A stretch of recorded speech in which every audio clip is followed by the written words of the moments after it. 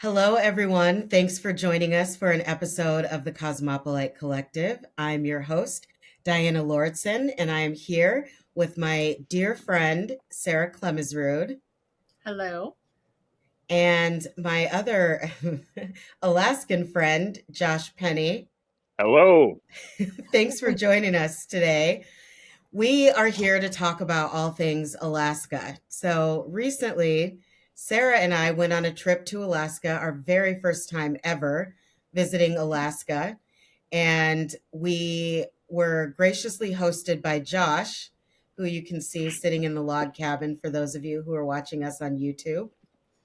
And we want to talk a little bit about our trip because there were some eye opening things that we learned while we were there. And we just think a lot of people haven't traveled to Alaska and probably have some things that they want to learn about what it's like to visit there and what it's like to live there.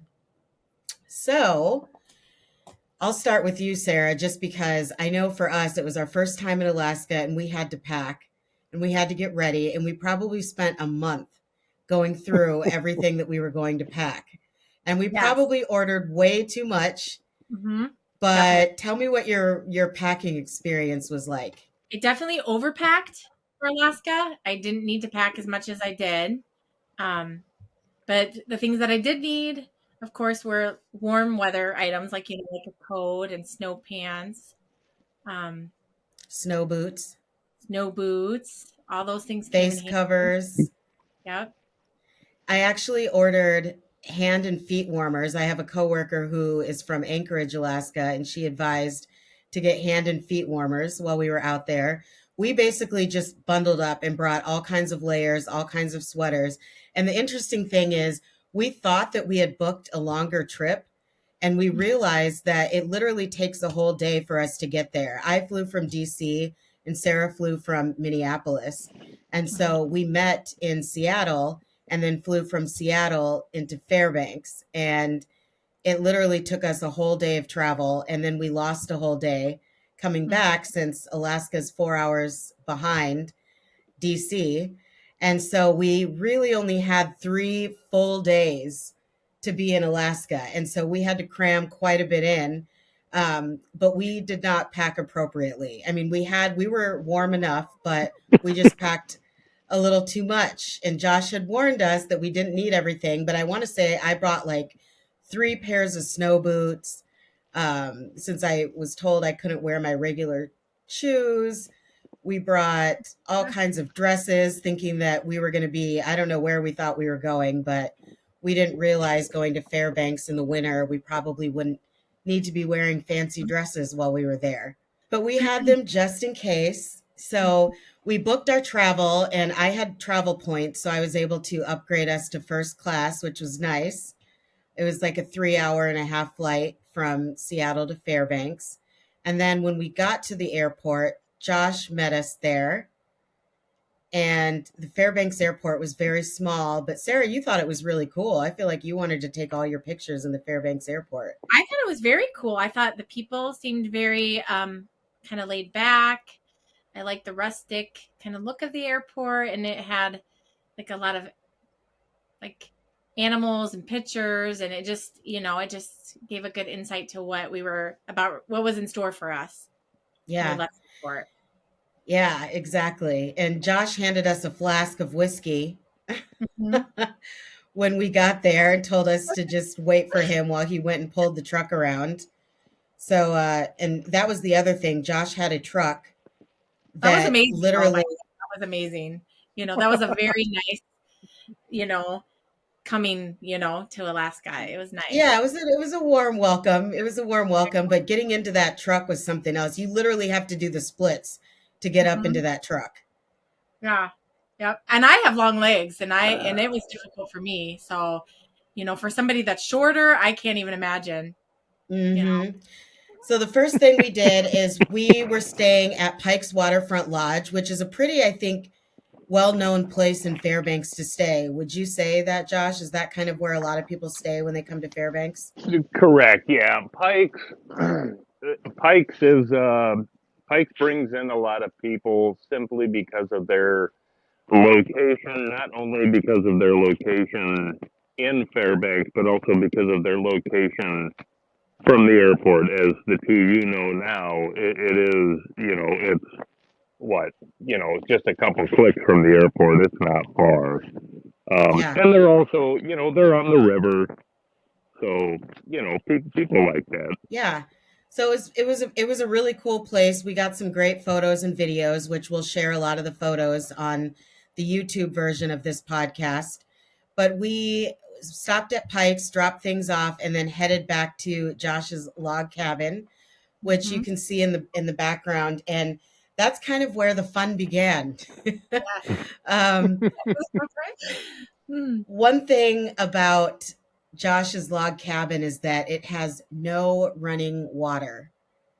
So for some folks that might be fine. But Sarah, what was your first impression coming into the cabin? Well, the smell of the motor oil, was it, like, to heat the cabin. So that was my first impression. But I Mm-hmm. got used to it after being there for a few days. Definitely Mm-hmm. got used to it. Didn't notice it anymore. I loved the rustic look of the cabin. It was set in a really beautiful setting with beautiful spruce and pine trees, and yeah, so Yeah. no, in a beautiful loft. I mean, I love that, but it was definitely rustic, no running water. um Very Something, cozy and homey. yeah, but definitely something I haven't been accustomed to. So Yeah. And we were all good and fine until we had to go to the bathroom. yeah. And we learned that the bathroom is an outhouse. And Josh, being a man, has a nice, what he calls a honey bucket, where when he needs to use the restroom, he can go in the bucket. We, on the other hand, uh, Oh. had the pleasure of being able to use the outhouse Mhm. that's right outside, which, okay, we can use outhouses. We're not that bougie. Well, maybe a little bit, but You are. it was You are. okay. You are. It was about 20 degrees below zero outside. Okay. So just think anytime you have to go to the bathroom, you have to bundle up, which makes it even more difficult because then you have to take layers off to go to the bathroom. And then not only that, but the toilet has ice and snow on it. So I'm not going to lie. I didn't use the outhouse. I just went free in the wilderness. You did. I You I did. I tried one time. I made it in there and I just couldn't do it. So I thought, you know what? Let me go back to my college days and just go outside. Well, Sarah, on the other hand, she braved the outhouse. Any thoughts, Sarah? It took a little while. Um, but then finally I had to go bad enough. When you have to go bad enough, you just have to brace yourself and just do it. And it was cold. But after the first time I kind of got used to it. I kind of actually miss it now. I know that sounds crazy. It is a little weird. Yeah, you kind of miss it a little bit, just the experience of it, I I don't think. know, just like I just the cold, I guess. The cold. It was kind of exciting, I guess, using the outhouse. Yeah. And Josh, so for you, you are from Northern Iowa, where Sarah's from, and Yes. you are very outdoorsy. You do ice fishing, you do hunting. You're just kind of like the all around kind of outdoorsman, lumberjack type of guy. I like to kind of think of you as.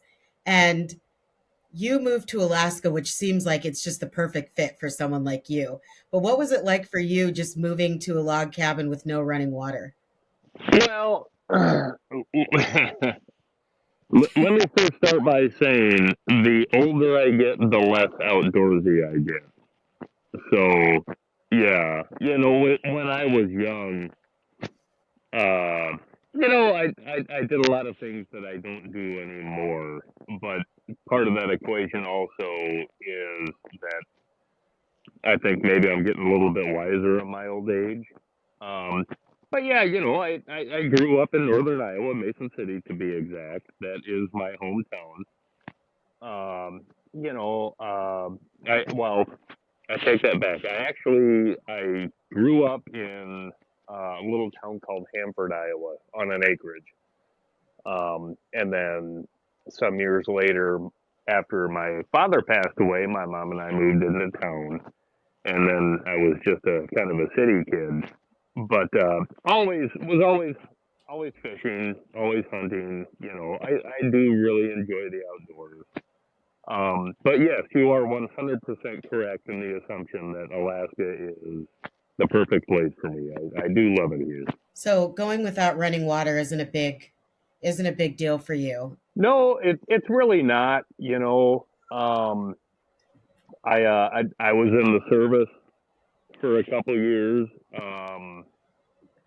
I'm a veteran of what's now known as the GWAT era, the Global War on Terror era. So I spent some time in countries where we didn't have running water, and I got out and moved back to North Iowa, and I actually lived in my fish house for a couple of years, which there was no running water in there, so I just kind of got used to it, and it's nice not having to pay a water bill, so it works out. Nice. Yeah, that would be the one. So that would be the silver lining, I would say, for that. So we had fun in the log cabin. That first night, we got there really late on a Thursday night. I mean, it was really like 2 o'clock in the morning on a Friday morning.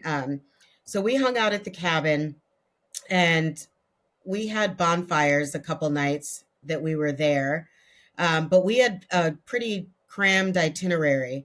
So there were a few things that we really wanted to see. And one of the things that we wanted to do was to go dog sledding, or what they call mushing. And so Sarah and I were able to do that. We went to, um, I think it was called the Last Frontier Mushing Co-op. And it was a really great experience. They let us meet every single one of the dogs. Our host, Chase, was just amazing. He was just so nice. And they had like this lodge there that had, heat, a little kind of stove in there, and that had, Candy. snacks. Yeah. Yeah, candy and different snacks and things. Um, and Sarah and I thought that we were ready to kind of brace the cold. And we quickly realized that the snow boots and the jackets that we brought were not enough for the biting -22-degree weather that it was that day. And so we had to borrow mittens and these snow boots. They looked like Game of Thrones boots, like from the north. And for those who watch Game of Thrones, the wildlings and those from the north who wear those really heavy snow boots, they looked like those. Yeah. And then some puffier jackets. So, I mean, really, by the time we were done, we looked like Oompa Loompas. We did. Yeah. And we had to fit into this sled. And I literally had to kind of sit in between Sarah's legs in the sled. Yeah. And it was an experience. And I was also worried too, because I always worry about with animals, like, do they really want to do this? Do they really want to be there? Kind of a thing. The dogs were so excited and happy to run. As soon as the we were in the sled, I mean, they were just jumping up and down, excited, Right. going over to the harness. What did you think about it, Sarah? Oh yeah, they were excited. They were crying. I mean, as he was in line. I think there was like eight dogs that pulled us, but yeah, they were Mm-hmm. they were super excited. That's what they're bred for. Mm-hmm. They were pretty amazing. They were all beautiful dogs, and Mm-hmm. Very sweet. We got to meet and pet all of them. We were out there for about 45 minutes on the sled. It was cold. I've got pictures of literally our hair turned white. And I have a photo of my face covering is not only like white and frozen, but I have a literal icicle hanging from my eyelash. hands down, my favorite picture is the icicles on your eyelashes. I mean, it's just an amazing Yes, photo. Um, yeah, yep, Sarah captured that one, and it was pretty amazing. yes, I was just Um, going to say, I think it was Sarah that took that picture, right? She did. Sarah definitely. took a couple really good pictures while we were out there. So, I mean, the photos in Alaska, for those who are photographers, it's just beautiful. The scenery, the wilderness, the trees, the snow on the trees. I mean, it is like a photographer's paradise out there. Yeah. So we had an amazing time mushing. And then one thing it is a little far away though from Fairbanks. So make sure you have a really good driver or you arrange transportation because some people get dropped off where they're going dog sledding and end up not having a ride back because the Ubers and the Lyfts are inconsistent out there. Sometimes you can find them and it takes a while for them to come, but other times they're just not available. So if you are going to book a mushing experience, make sure that you have round trip transportation. Um, and then after that, we decided to go to the North Pole. Well, not the North Pole, but the town of North Pole, which I didn't even know that was a thing. But we went to North Pole and it's literally there's a house, it's they call it Santa's house. And you can go in there. It's basically like a Christmas shop on steroids. And you pretty much can send postcards or letters from Santa, and you have the postmark of North Pole. So we definitely took the opportunity to send some postcards to our family members while we were there. Sarah, I know you sent a few. What did you write? Did you pretend that you were Santa? I didn't pretend I was Santa. No, I did not. But I did mention that I was there with Santa. So that's. Okay. But Okay. yeah, no, I didn't. But did you get that postcard, Kylie? Yeah, you did? Okay, she did. Yep. Oh, Okay. did she? Yeah, I don't know if mine have even come yet. So hopefully they get there soon if they haven't checked their mail yet. But it's kind of a cool thing to do. To be honest, there's really not much to do in North Pole. And Josh kind of warned us. What are your thoughts on North Pole, Josh? Well, North Pole is North Pole. When and I conveyed this to the two of you when I first moved up here. My mom came up for the first time. It was also her first time in Alaska, and she was just over the moon about this whole North Pole thing.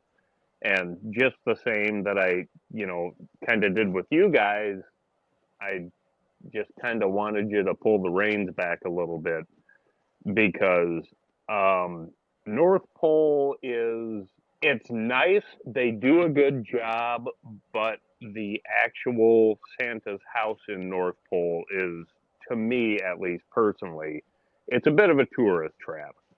You walk Hmm. in and it's really essentially just a bunch of shit. You know, if if you if you took, and I don't mean that in a negative way. I just simply mean that in the fashion of you could essentially make Santa's house in North Pole literally one room and sell some pretty good stuff. But as the two of you know, it's a very large place Hmm. and they do sell just a lot of shit, you know. Yeah. So take it as you will. My advice to somebody coming to interior Alaska, um, and more importantly, North Pole, would be don't focus on the whole Santa's house thing. Just focus on the area, you know, because there's so much to see. There's a lot of good food. There's more scenery than you can shake a stick at. Just immerse yourself in that and don't focus on buying stuff. I was going to say the whole point kind of seemed like buying souvenirs because I mean, you can see different things, but I mean, they've got like candy cane street lamps or posts of street posts that are candy canes. They've got reindeer that you can see. There's a Santa there, but we didn't see Santa when we were there at the time that we came. But it just seems more like a place where you get souvenirs and things, get some good pictures. It's kind of a photo op, a cool place to say that you've been, but Yeah, it's not going to knock your socks off type of thing. So it's worth a visit just to go if you have time. But if you don't have time, that's one of the things on the agenda. Other than being able to send out postcards and letters from Santa, that's a pretty cool part, especially because we visited in December. And so with the holidays being so close, it just the timing was right for us. But if you came in say July, I don't really know that it would have the same kind of appeal. Right. So it was a pretty short trip to the North Pole, or to North Pole. I keep calling it the That's North what I Pole, call but it yeah, but to North Pole. too. We came back to the cabin after that, had a bonfire, made some s'mores. Um, and then the next day, we had planned that we were going to go to Chena Hot Springs. So Chena Hot Springs, it's actually a resort. I didn't realize it was a resort, that they've got like Really awesome. geothermal tours and other activities there. But Chena Hot Springs is a resort, and the biggest, draw obviously is the hot springs. And I didn't know what to expect because I've been to Iceland a couple times, and I've been to the Blue Lagoon and the Sky Lagoon, and I wasn't sure. It's very different from the Blue Lagoon or the Sky Lagoon in Iceland. It's definitely nothing like them. But it's very cool, actually. I liked the hot springs. I would go again. It's kind of crazy to think about being in negative degree weather in a swimsuit and walking Mhm. barefoot outside to get to the hot springs. But once you're in there, it's super warm and relaxing. What did you think, Sarah? I loved it. Yeah, like you said, when we had to walk that long stretch from the dressing room outside to the hot springs. That was, I mean, I even slipped a couple times because it was slippery as I was walking, and it was really cold. And I'm like, oh my gosh, I'm gonna fall down. And then we got out there, and it was just steamy. We started walking down. It was warm. It was just really amazing. I could hardly see anything because it was so steamy. Um, but I thought it was quite an experience. It was quite actually quite beautiful. And then the Hmm. ice that we had in our hair, like, I'm trying to hold my phone up and my hands freezing, and I'm like, so I'm switching hands so I can warm one hand because it's like -22 outside of the spring, up in the air. Um, but yeah, I thought it was amazing. I loved it. Yeah. One thing I would recommend, and they sell these in Iceland when you go into the Blue Lagoon and the Sky Lagoon, is to bring a plastic case for over your phone so that you can take pictures. I forgot to bring mine, but we were able to still take pictures anyway. And Sarah, again, somehow coming out with the amazing photographs, has took a couple pictures actually. Literally, my entire head turned white. So all of my dark hair looks like it was frozen. And because I have these kind of braids and things in my hair, it looked like a million icicles were in my hair, but it wasn't frozen as if like you would break it because I had my hair up so it wasn't wet. But it is the coolest looking picture of your hair because your hair just turns white. I mean, just like it was when we were dog sledding. Something about the cold in Alaska, it's just you go out there, outside for just a little while. If there's any type of moisture or water or anything around, it's just you come out with a head full of white hair. So it's just something that seems maybe very obvious that I just didn't think would happen. But the pictures came out awesome. So we'll It was definitely, amazing. Yeah. yeah, yeah, we'll definitely share that. Oh, but you know what? Before we went into the hot springs, we actually went to the Aurora Ice Museum, Mm. which was, how would I describe the Ice Museum?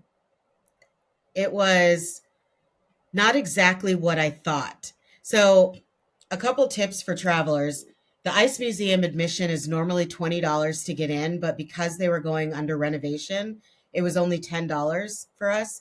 And you can decide whether or not you want to purchase an apple teeny that they serve there at the ice bar inside the museum. Um, but it's basically they offer tours at different times, like 11 a.m., 1 p.m.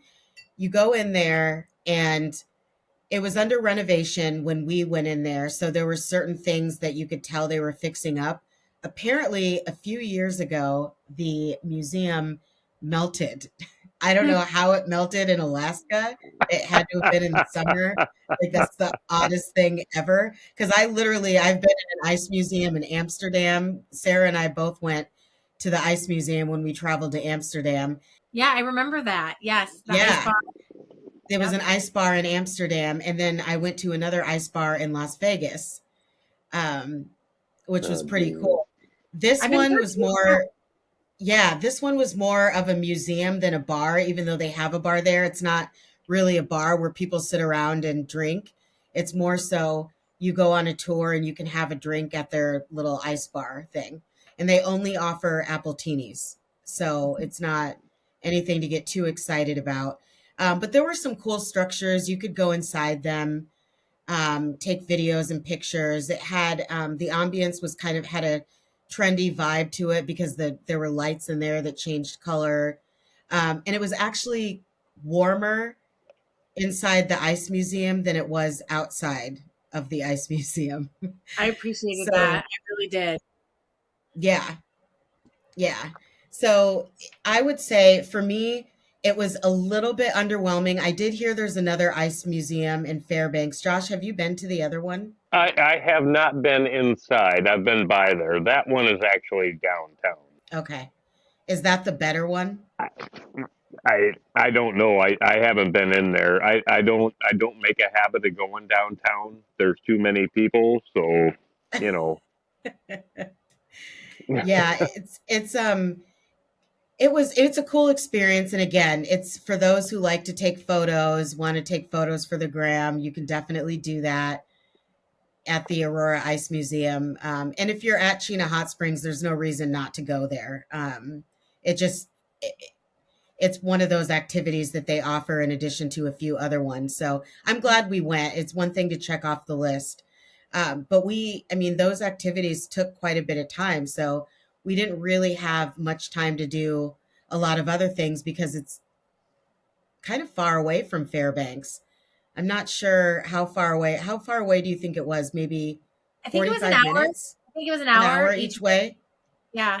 Yep. Yeah. Yeah, yeah, and that's one thing, for anybody that might be listening that's interested in traveling uh, to interior Alaska specifically is, we're not Anchorage.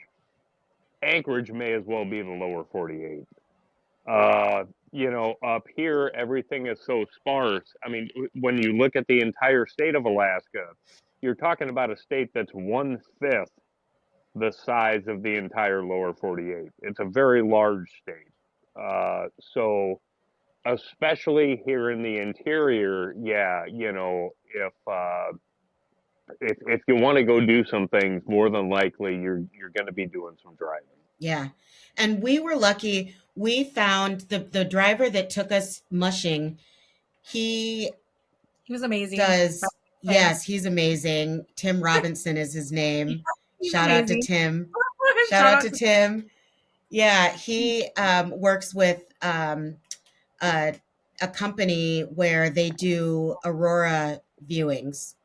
So if you want to see like the northern lights, his group does that, and he also drives is a Lyft driver, and so we got him on the way to our mushing experience, and he was really nice because he let us know, hey, you guys might be stuck out there. Do you want me to come back and get you? And we were so grateful that we did.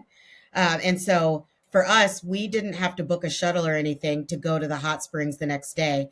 He gave us his number and we were able to just text him, and he came and picked us up the next morning to take us to the museum and to the hot springs.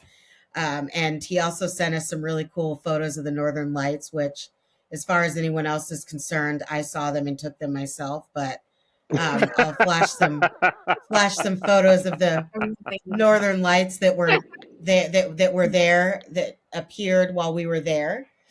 I mean, as long as we were there, it's the same thing as us seeing them, basically. So Exactly. that's how I feel about it. But it can be pricey. So just know I did see that there are shuttles for $65 from Chena Hot Springs where they can bring you back and forth, but I'm not sure what the drop off and pickup destinations are for that.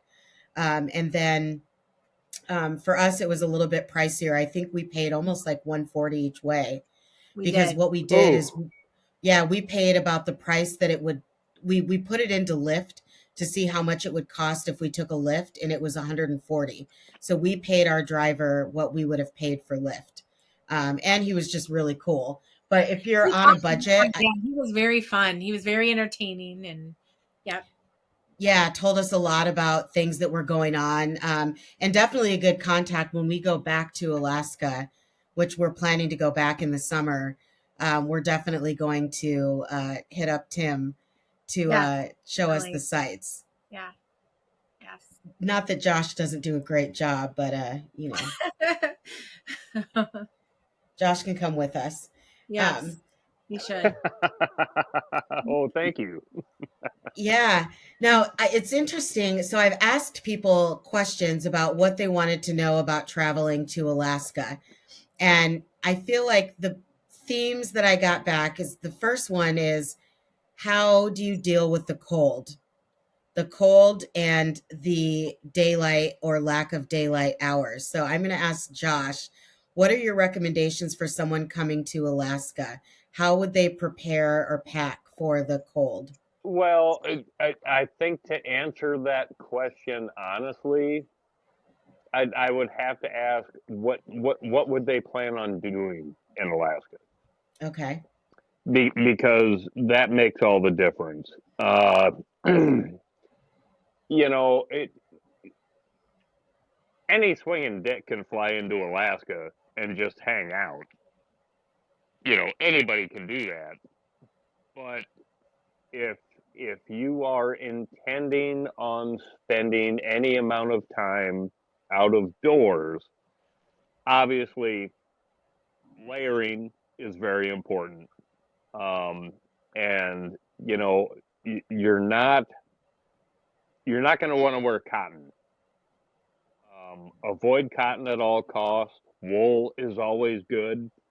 You know, some of the new synthetic fabrics that are out there are very good as far as wicking moisture away.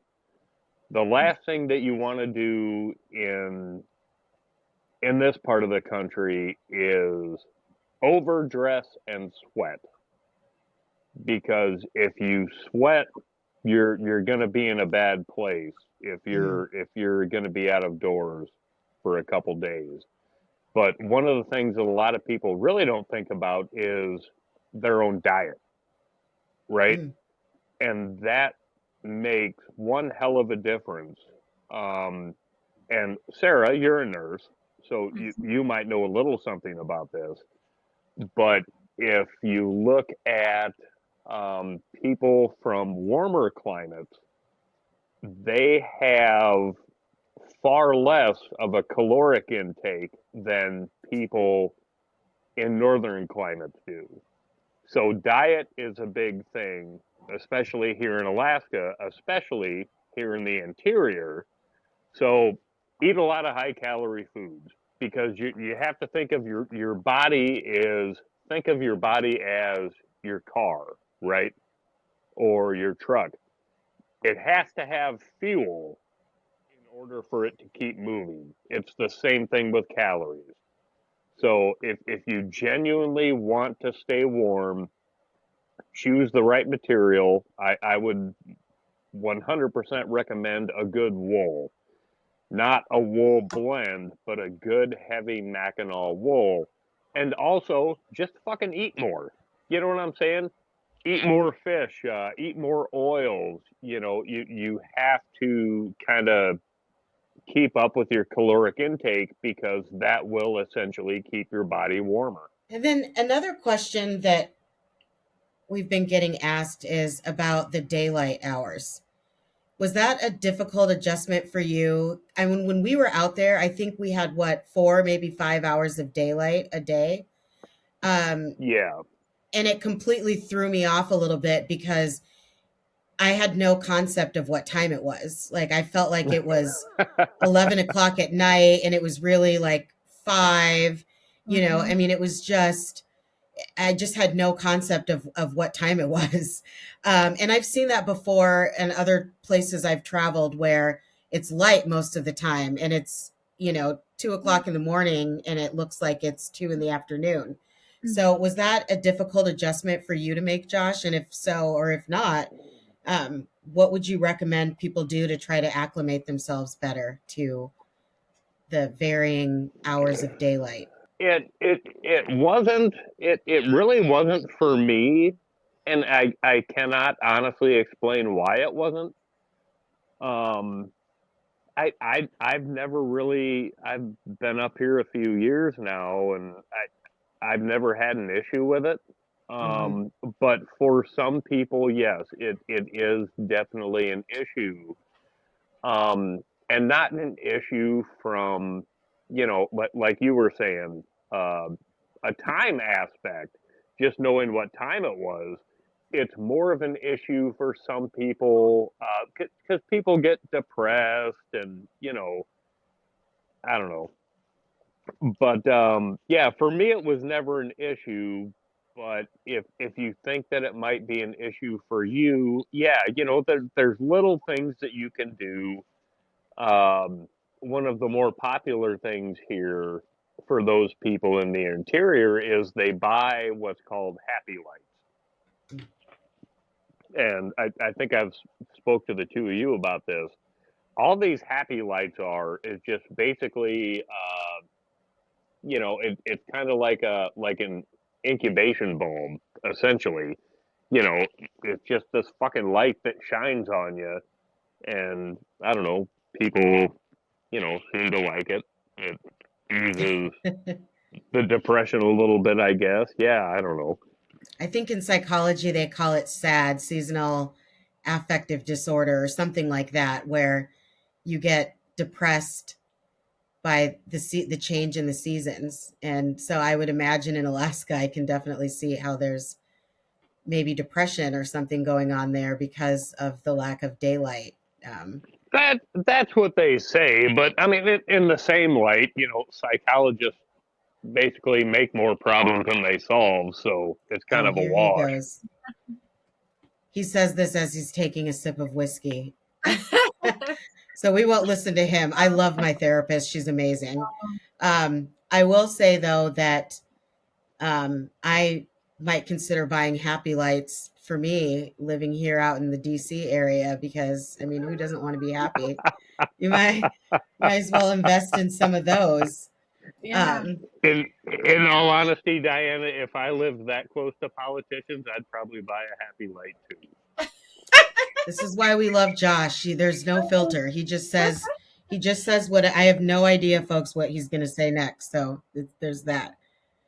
Um, and then the other thing that is interesting about Alaska that we learned that would be good to get Josh's input on has to do with the dating scene in Alaska.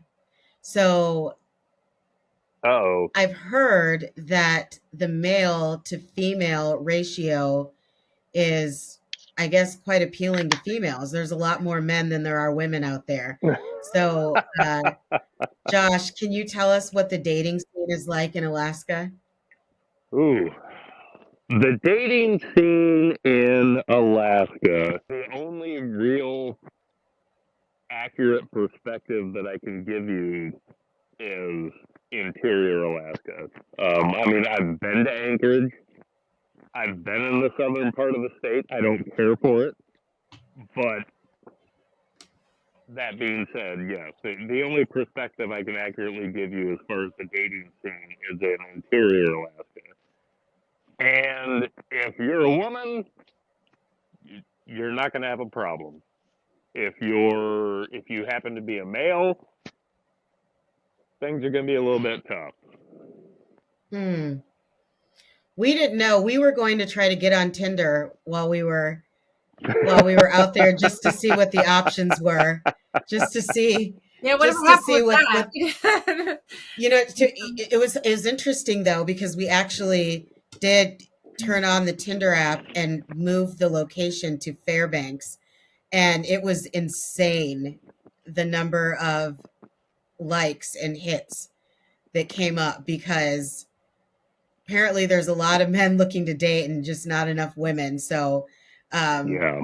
that might be a conversation for another time. When we go back in the summer, we'll try to test out, maybe test out some theories in the whole dating scene out there. But thought that was kind of a little interesting thing to note about Alaska. And the other thing that was kind of disappointing was that I didn't see a moose while I was out there. I was waiting for some crazy wildlife like a bear or a moose. When we had to use the outhouse, we actually had to bring flashlights with Mm-hmm. us to make sure that there was no wildlife. So that's the other thing. You're going to the bathroom at 2 o'clock and 3 o'clock in the morning. It's dark. You bring a flashlight. The toilet's frozen. You're going outside at the same time, squatting and looking around and hoping that wildlife is not coming to crash into you somewhere, because I had no idea that you had to really be afraid of a moose. But Oh yeah. apparently, it's more they can charge at you and just cause all kinds of damage, which makes sense. Mm-hmm. But it just, I think of moose as like these really cute things that I want to pet. And The deer. that's the Yeah. thing. Everyone was like, watch out for the moose. No, I didn't get that. Yeah, yeah. I was expecting, I was hoping to see one every time we were outside, because I just couldn't believe that they were this terrifying creature that would just stomp you, you know. Yeah. Yeah. So And we didn't I see am bear because I think they're hibernating right now, right? correct. Yeah, all the bear they're denned up this time of year. So that being said, yeah, the moose is what you have to watch out for. But here in the interior, at least, we've had a pretty mild winter so far. I mean, we've only got a couple feet of snow so far. But Mm-hmm. the biggest thing with the moose is when when the snow cover gets good and deep, they become stressed simply because it makes it harder for them to travel. And you know, when it becomes harder for them to travel, it becomes also harder for them to feed themselves. So that's why they get stressed. But you guys came at a good time of year. We've had a mild winter so far.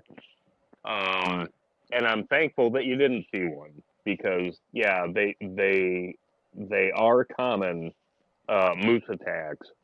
I think uh, last year I think we had 7 that were Mm. that were actually um, documented, but no fatalities, luckily. But yeah, I mean, wildlife is definitely one of those things that you want to keep an eye out for. Mm-hmm. But I am also sorry that you guys didn't. I mean, usually there's at least 1 or 2 that get hit on the road, so you could have at least saw that. But No, I think we were yeah. fine not seeing that. well, maybe Oh well, okay. we'll see more, we'll see more wildlife when we visit in the summertime, I'm sure. Oh yeah. I mean, when it's one of those things. When you guys come up during the summer, we'll head up to the Arctic Circle and we'll get into some bear. We'll see some moose. We'll see some caribou. That's a good segue to something else. I wanted to plan an itinerary for Alaska in the summertime. And one thing that, you don't get to Didn't see in see. the summer are the northern lights. And everyone always asks, "Did you see the northern lights? When do you get to see the northern lights?" If someone's coming to visit Alaska, Josh, what's the best way for them to be able to see the northern lights? Well, I mean, it's hit and miss, to be honest with you. Well, for instance, when the 2 of you were here, you did get to see a little bit. Kind of. Um, Yeah, It's very yeah, faint. we were at the cabin. we saw just a Where the hell little. were we? We were driving actually. I think we were driving back That's right. from North Pole, and we saw like a faint glimpse of the northern light. Yeah. Yeah, I mean, there's apps out there. There's an Aurora app that you can download, and it'll give you the KP index and all this other stuff. But the best thing I think somebody can do if they really want to see the aurora is just pay attention to what the forecast is going to be because you're going to want good clear skies. Um, obviously it's going to be during the winter, but yeah, just pay attention to the forecast, and if you do happen to get a good clear night, just get your fucking ass out of town, get the fuck away from any sort of ambient, man-made light. Just get out there where it's dark and it's silent and it's nothing but peaceful. And, they ought to come around. And Sarah, for our next trip, I know we're planning to go in the summer. What are some things that you want to add to our itinerary? Oh, for the summer? Mm-hmm. Definitely would like to see like the Denali Mountain. More. I'd like to see more wildlife like wolves and bears and moose. Mm-hmm. Definitely. What else would I like? From a distance, Maybe hopefully. do some. Well, yeah, definitely from a distance. I don't want to get too close. Mm-hmm. Some hiking would. Well, it's not as bad as you think. Hell, we had a couple wolves downtown last year during the winter. That was kind of fun. Wow. Tell us about that. Oh, there's really nothing to it. They were just doing their thing, just walking around. Just walking around. I want to see. I would like to. Well, I want to visit the Museum of the North, which I didn't get to see in Fairbanks Yeah, this time. I want to see the Arctic Circle. Mm-hmm. So I definitely want to go on that trip. And then I want to take the train from Fairbanks to Anchorage. I've yeah. heard that that's a really beautiful train ride where you can see a lot of scenery. So I want to do that. And then I've heard about the town of Talkeetna. Am I pronouncing that correctly? Talkeetna, yeah. Yeah, where it's probably a little tourist trap, but I heard it was a kind of a cute, quaint, charming place to go that tourists tend to love. And since I would be a tourist, I want to see it. But I don't. Have you been there, Josh? I have, yeah. What were your thoughts? Josh is a bad person to ask when it comes to, he's most comfortable ice fishing. Yeah. What do you Which mean I'm a bad person to ask? he's more comfortable out on a frozen lake ice fishing. But for those of us who want to see the sights, Talkeetna might be a place we would want to go. I really have no idea what exactly is to be seen there, but it's been recommended to me, so I would add that to our itinerary. Um, Talkeetna, I, Talkeetna it's not bad, but at the end of the day, as far as a tourist goes, they have Nagley's General Store. That's about it. And this Okay. also ties into what I said earlier, which within the entire state of Alaska, if somebody is looking to come here, especially for the first time, don't focus on you know anything retail or anything with a price tag on it. Don't ever focus on that. Just take in what's around you. And hmm. if if you're in Talkeetna and there's Nagley's General Store, you know what? Hey, go in and buy a few things. Be happy. But don't Alaska is one of those places where I think, well, at least for myself, speaking specifically for myself, you can really find a peace here. So immerse yourself in that, embrace that. You know what I'm saying? Mm-hmm. Don't focus on stores or items or you know what I'm saying? Yep. Yeah, no, Yeah. I think that's really good advice. So, Sarah, tell me your top thing about Alaska and your least favorite thing about Alaska. I think my favorite thing about Alaska was just spending time with Josh in the cabin. I think, and Yeah. Oh my shit. least favorite thing, um, probably was the cold. I don't know. I mean, I like the cold, but it was a little cold, It was 22. I mean, it's not exactly Hmm. comfortable, but yeah, but I don't know. What Yeah. about you, Diana? I would actually say my favorite part about visiting Alaska was the times where it was the three of us, Mm-hmm. where we were just laughing and joking and having fun, having some drinks, just hanging out in the cabin, just bonding, and it was just a really good, I would call it a girls trip, but we had Josh with us, so it was just a really good kind of weekend getaway to relax. And I think that was probably the most fun for me. When I think back about Alaska, I kind of want to just be sitting on the couch that Josh is sitting on, and with the both of you watching videos and just Remind laughing me. and joking about the outhouse. And my least favorite thing was probably um, You know, having to get in and out of Josh's truck. really, Yeah, Oh shit! I hated we really that. need to do something about that. Yeah. Yeah, before we come back next time, I'm going to need you to get some rails going on there so that we can get in and out of the truck. So, Well, um, Diana and Sarah, I believe I've already conveyed to the two of you. I will have running boards come summer because sounds my great. dear mother is also planning on coming up. So yeah, I think Oh, uh, yeah, that's I don't So really want to do it, but I feel like I'm gonna have to do it. I So feel like you should do it. especially for So your for mother. you, For your mom, oh definitely. yeah, for your mom for sure. So for you, your favorite thing about our weekend in Alaska and your least favorite thing. but are you asking me? Yes. Oh,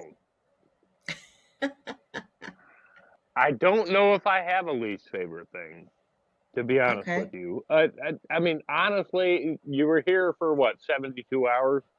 Mm-hmm. Pretty much. It was Uh, pretty quick. yeah, it was a short trip. No, I really don't think that there was any least favorite thing. I just, and granted, like, I'm a simple son of a bitch, right? So it was just honestly great having the two of you here. Yeah, that hands down was my most favorite thing. I don't think I have a least favorite thing.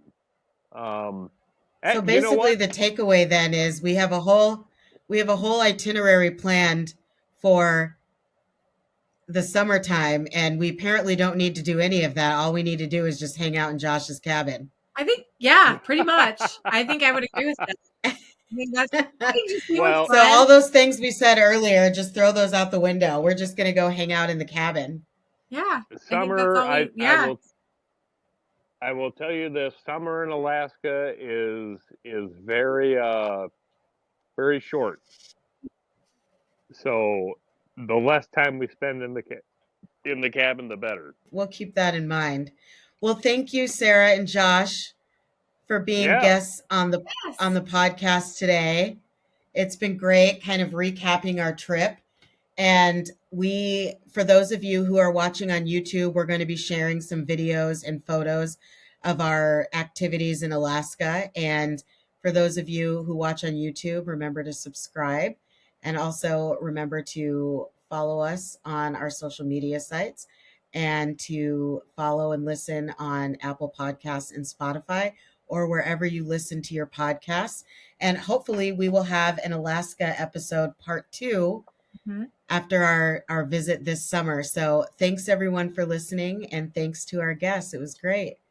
Thank you. Thank you for having us. Thank you, Diana. Mhm.